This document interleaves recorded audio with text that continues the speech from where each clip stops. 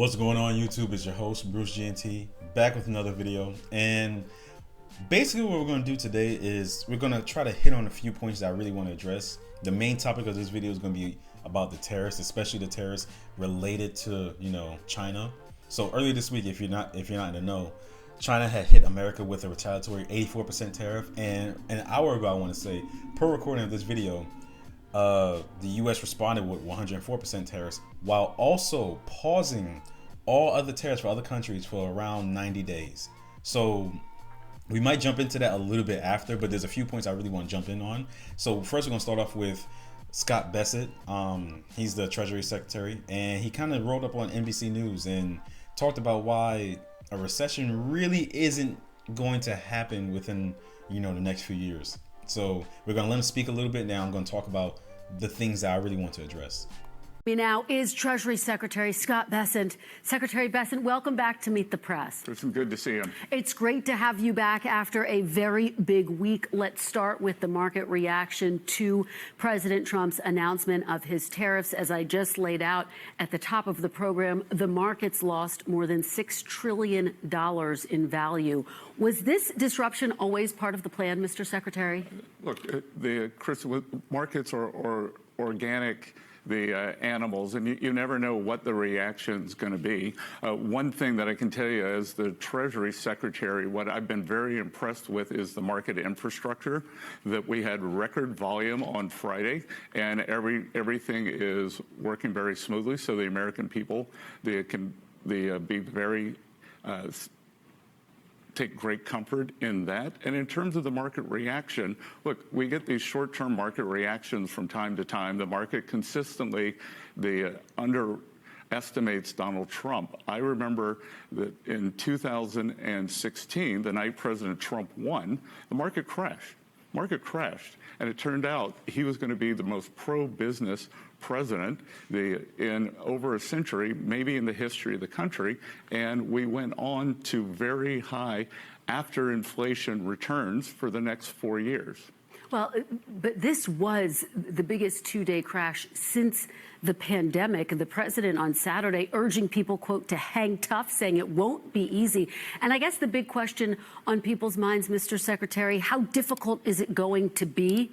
And how long are Americans going to have to hang tough? So before he responds, I first want to address, she's asking the same question again, trying to get a different answer. And it's like, you phrase it differently, but you're asking the same thing. He's going to give you basically the same answer from what I'm guessing, because that's what it sounded like to me. I could be off. But the thing I want to address is, look, if you're not taking advantage of the fact that the stock market is down and investing to diversify your portfolio and really get out there and buy as much as you can safely, I'm not going to give any type of advice, but I know what I'm doing and I'm taking advantage of this, trying to at least. I'm not the most well-versed, but I'm trying to do my best. You definitely should be looking at the market and investing in the things that really interest you, that you feel like is really going to, shoot you up, because the market's not going to be like this forever. It's not. We're not headed to some cataclysmic crash that's going to destroy the U.S. economy. That's not what's going to happen. And look, if I'm wrong, I'll jump right back here and say I'm wrong. Simple as that. But I'm pretty sure that's not what's going to happen. Just like what he said. In 2016, this happened. And then what happened? Everyone was making money. Everyone was doing what they had to do. I find it hilarious that around, cause I looked this up before, cause I wanted to be sure. Around 1% of the U.S. population that that are not millionaires and billionaires are invested into the stock market. 1%. You know who owns up the other 99%? Millionaires and billionaires. So it's funny, the people that people tend to not eat the rich and everything like that, something I don't disagree with. They're the ones being the most affected, but it's the general people that are just finding a reason to be upset and say, oh my God, look what he's doing. It's like, you're not even in the stock market. Trust me. Have you checked your portfolio? Did you see a huge dip? Are you really being that affected? The only ones I can really vouch for are the ones that are relying on their retirement funds to really, take them through, the rest of their life. But besides that, well, I reject that the assumption. There doesn't have to be a recession. Who knows how the market is going to react in a day, in a week. What we are looking at is building the long-term economic fundamentals for prosperity that I think the previous administration had put us on a course toward financial calamity. But it's just in terms of the uncertainty, I think, that people are feeling and seeing. And President Trump saying he wants people to hang tough, acknowledging there's going to be what he has described as a short period of pain. Can you help provide some clarity for folks? How long will this period of uncertainty be? Are we talking about weeks? Are we talking about months? Are we talking about years? Again, this is an adjustment process. We saw with President Reagan when he brought down the great inflation and we got past the Carter malaise, that there was some choppiness at that time, but he held the course, and we're going to hold the course. And this has been years in the building, years in the making. This unsustainable system, our trading partners have taken advantage of us. We can see that through the large surpluses. We can see this through the large budget deficits.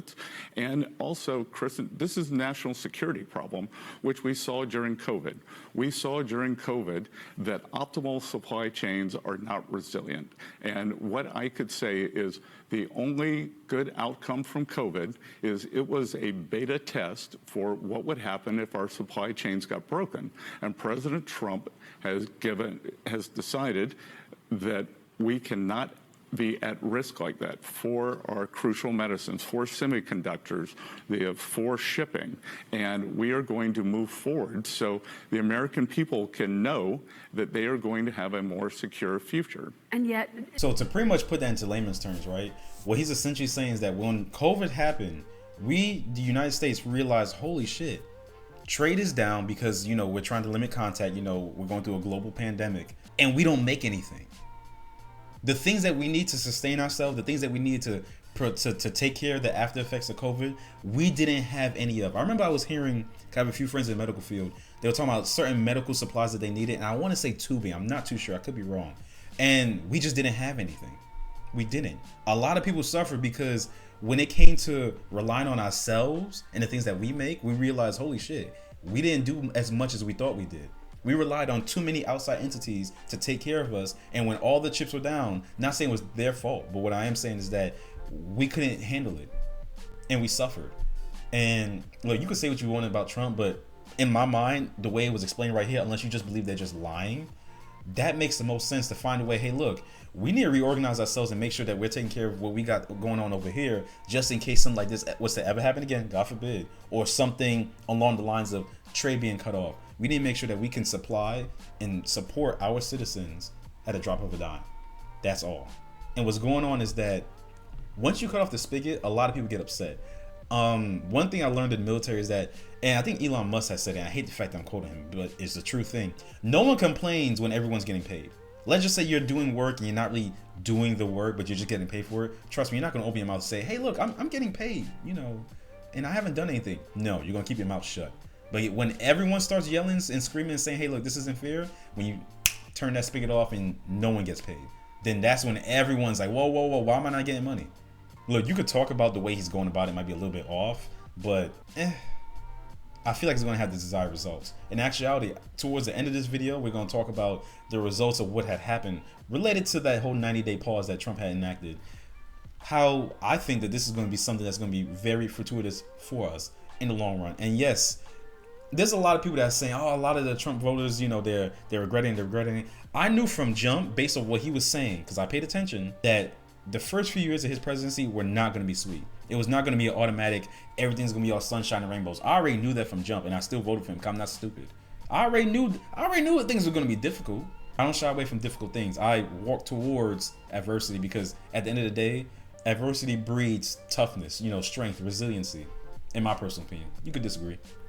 President Trump promised that he was going to improve the economy starting on day one. He said prices are going to come down. More than 160 million Americans, Mr. Secretary, as you know, are invested in the market. Many of them have spent their lives saving for their retirement. What is your message to Americans who want to retire right now and who've just seen their lifetime savings drop significantly. Well, Kristen, I think that's a false narrative. Americans who want to retire right now, the Americans who have put away for years in their savings accounts, I think the don't look at the day-to-day fluctuations of what's happening.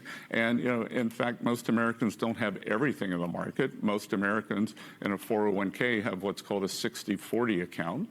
That is 60 of 40 accounts that are down 5 or 6% on the year. People have a long-term view. They have a program. That the reason the stock market is considered a good investment is because it's a long-term investment. If you look day to day, week to week, it's very risky. Over the long term, it's a good investment. So, not to cut him off, but I already kind of addressed the points I wanted to get to. But to pretty much address the first point, which he was talking about before this little segment right here. Yeah, he's absolutely right. People that are investing, like if you know anything about investing, unless you're doing like a short-term thing, which not a lot of people do, it's the long term. No one's looking the day-to-day, week by week. No. I remember before Trump even got into office, I knew of people within my family and just people that I knew that were older that were using their retirement, and they talked about how, for this week, stocks were down. It was only really an issue when it was like a month-to-month case where, okay, hey, look, things have been kind of on the downward trend over the course of these several months, and now that's really affecting their retirement. But everyone knows you don't look at it from like a week-to-week or day-to-day basis, because that's I'm not gonna lie, no offense, that's amateur hour. Because if you're looking at the market like that, of course it looks volatile, but it's all long-term. To address the last point, right? Talking about how it's going to cost Americans more. The whole point of tariffs, and I'll get into this a little bit more, maybe in a different video, is to pretty much incentivize and bully in a sense. I'm not going to lie, that's exactly what it is. Other countries to say, hey, look, we're going to put these tariffs on you. And I know you don't want to go through that because you've been skating free for like a while now. So now you're going to want to keep that same price margin that you were operating at. So how about this? You could come, work over here, operate over here in the United States, giving the people jobs, and then boom, you don't have to worry about tariffs. It's that easy. I do think there will be some hikes when it comes to certain items, especially ones that are not going to be manufactured within the U.S., obviously. But I don't think it's going to be that much of a big difference when it comes to how it's going to affect our day-to-day lives. Now, in the second video, what I want to address is pretty much Sky News and how they address how what's going to happen in China and how those tariffs that China is imposing on the U.S. is going to affect not just those two countries, but countries around the world. And there's a few points I really want to point out and kind of address to you all.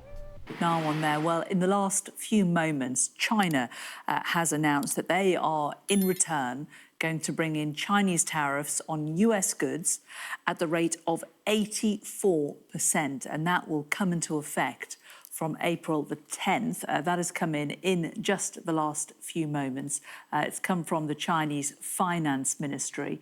They've told the World Trade Organization that the US's decision to impose reciprocal tariffs on Beijing threatens to further destabilize global trade. They say the situation has dangerously escalated as one of the affected members, China, expresses grave concerns and firm opposition to this reckless move, but they have, in return, announced that they are then therefore going to increase their tariffs on America. Let's talk to our business presenter, Darren McCaffrey. So I would say a tit-for-tat trade war, but, 84% versus 124%. It's not tit and it's not tat, is it? No, but it is a proper full-blown trade war, and it is a sign that China is not prepared to cede any ground on all of this. I mean, ultimately, they have taken quite a bullish decision on this. They have suggested that they are willing to take the United States on when it comes to this trade war. And this is a further sign of what we are seeing here with those extra tariffs of 84% on US goods. All I would say is it is what people have warned about, is that when you start a trade war, when both sides decide to take an entrenched position, trying to roll back from that becomes incredibly difficult, Jane. And that is what we're seeing here with China, who, unlike other countries, it must be said, most notably Britain, and to a lesser degree the European Union, who've been far more conciliatory towards the United States, and other large economies who've suggested that they do want to talk to Donald Trump to get rid of these tariffs, China has taken a very, very different approach. Now, they are both each other's biggest trading partners, so this does matter to the United States. Of course, China is the world's second largest economy. From China's point of view, what they will suggest is that of their GDP, actually the United States trade with the US only makes up 2% of their overall GDP. And to that degree, if you like, China says that they can deal with this, with these tariffs, with this trade war. But as I say, they have decided that they are not going to back down. And it'll be interesting to see what the reaction, of course, from the White House will be to this. But you can see a situation where essentially this spirals slightly out of control. Darren, how might it affect us here in the UK? Well, it must be said, initially, at least in the short term, there could be some benefits to us here in the UK because, of course, China is a huge manufacturer, Jane, of goods that it sells all over the world. And if the United States is effectively closed off, which with enormous tariffs it is, those goods will need to go elsewhere and they may be slightly cheaper. So in the short term, what you could see is actually a lot of goods from China, indeed elsewhere, coming into the UK marketplace that you and I may be able to buy at a slightly lower price. I think in the medium to long term, there will be concern about that, though, because clearly that has the possibility of undercutting manufacturers here in Britain, something that British business would not want because it could force them to cut prices, and that wouldn't be good either. So, yes, it will have an impact. Again, we're not directly involved in this, but ultimately, the reverberations will be big for trade and, second of all, for global growth. And that's the other big concern for the Chancellor Rachel Reeves, is that this could lead to a recession. So that's all I really wanted to mine out from that conversation. So overall, and we already know the White House response, they put 104% tariff on China. What's China's response going to be? Not too sure per the recording of this video. We'll have to find out. The point that I really wanted to address here was how he pretty much illustrated and said himself the reason for this whole tariff war and why Trump is doing what he's doing, especially to China. He pretty much said and addressed, hey, look, what's going to happen is that trade will be effectively closed off from the U.S. between China, right? And those products have to go somewhere else. They're going to have to go to the U.K. So essentially, China's going to sell the U.K. because their tariffs between each other, I'm not too sure, but I'm guessing is not anywhere near 84 and 104%, right? What's going to happen is that they're going to sell the UK their products, which is going to be a whole lot cheaper. And to compete with the market, to compete with what's going on outside their country, business owners are going to have to cut their own prices, which in turn is really going to mess up their own economy within their local areas, right? So what I'm trying to get at is saying that trade is good and all, true. But in the long run, right, especially when you have countries that are selling goods at a lower price, it's really going to mess up your economy. He literally just said it right here. That's what's been going on within the U.S. for the longest time while Trump is trying to do what he's doing. You may not agree with his methods, but if he, which is someone that's wiser than me, right, if he is able to look at it from a long-term standpoint and say, hey, look, if this was to happen and China would start selling more of their goods here at a lower price and we're going to have to respond in that, it's going to F up our economy. What does that tell you what's been going on with the U.S. economy for the longest time? You can't blame people for wanting to buy cheaper because that's just a natural thing. You want your dollar to stretch. But what's been going on for the longest time is that we've been having products flooding from other countries and it's cheaper and it's pretty much giving us a way to look at it and go, okay, hey, look, either I cut my own prices or I keep where they are right now and run the risk of no one buying from me. And that's what's been happening. Along with the fact that we've been selling a whole lot of our industry outside the United States because obviously doing work over there is a whole lot cheaper as opposed to doing it here because we have to pay our people livable wages as opposed to not paying them livable wages when they go somewhere like Vietnam where they make your Nike sneakers. People complain about this whole trade war about how, this is really going to mess up the economy.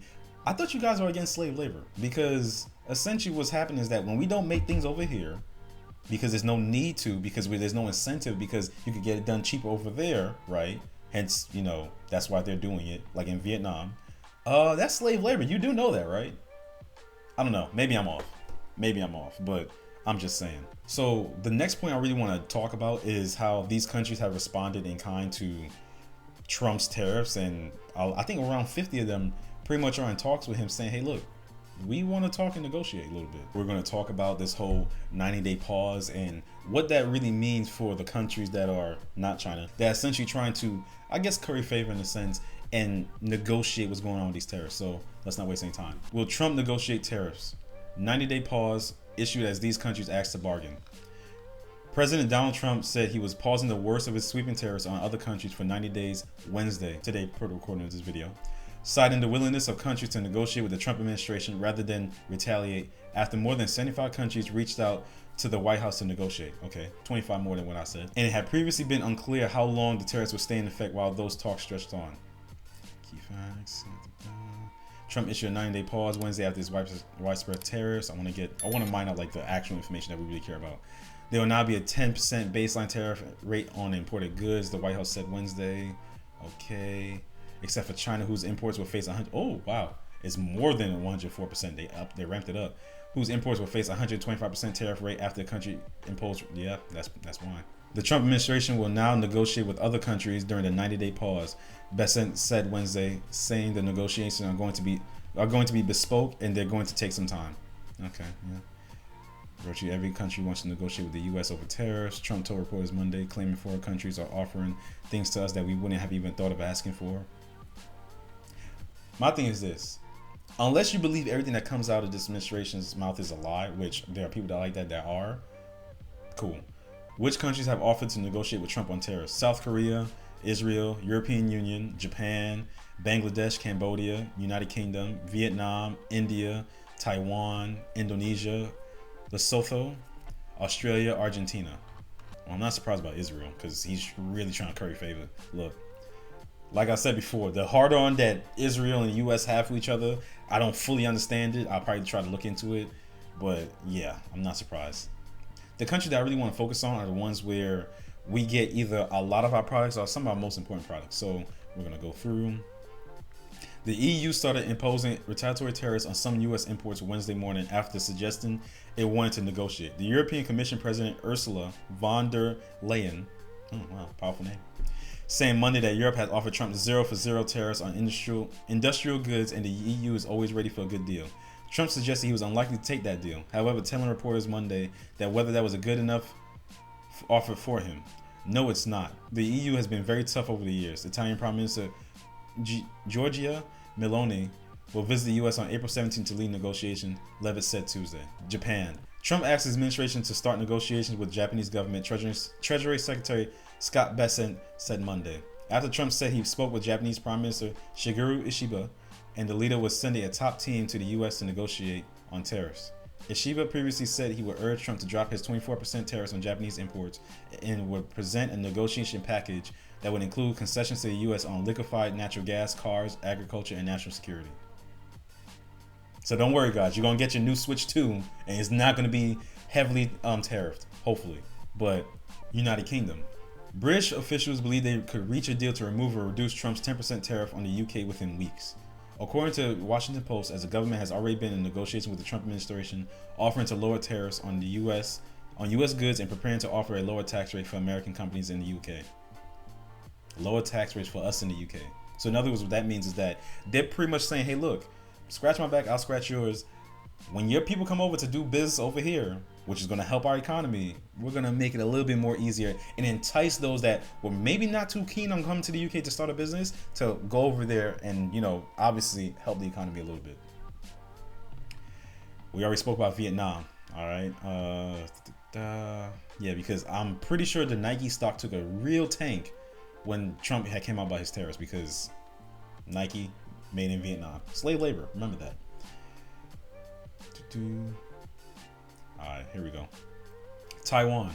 President Lai Ching-te said Sunday Taiwan would not impose any retaliatory tariffs on the U.S. imports, and he wants to negotiate with the Trump administration with a goal of 0 tariffs between the U.S. and Taiwan, Reuters reports, with the leader also pledging to increase Taiwan's U.S. investments. In other words, chips and semiconductors, things that we need for our technology, pledging to increase Taiwan's U.S. investments. Because I'm pretty sure Taiwan already put forth a U.S. investment already. I'll make sure to fact check that. But I'm pretty sure they were already doing that. And now look. And you want to know another thing too? Taiwan and China don't like each other. Well, China kind of wants to take over Taiwan, but allegedly, you didn't hear from me. I don't see a huge issue with these tariffs, and the reason why I don't is because doing a little bit of research and just looking into it, it's getting this desired results, because it said over 75 countries. This is only a fraction of them. So you can only imagine what they're offering the United States to say, hey, look, we want to help you guys out. All right, we see what's happening. You're big dogging us right now. We want to make sure that this is an easy process for all of us. We can all get along and make some money together. That's the whole point. I'm gonna be keeping on top of this, trying to really pay attention, and any new information that comes out, I'll try to get it to you guys as fast as I can, while also verifying the validity of it, because I don't want to be spreading things that are not true.